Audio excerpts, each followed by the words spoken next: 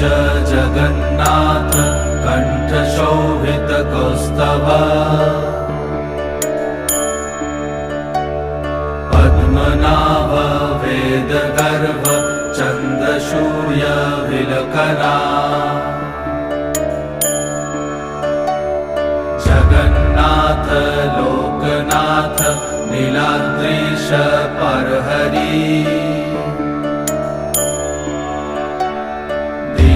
दीनबन्धुर्दया सिन्धु कृपालु जनरक्षका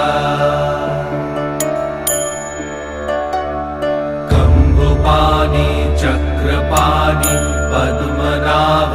नरोत्तम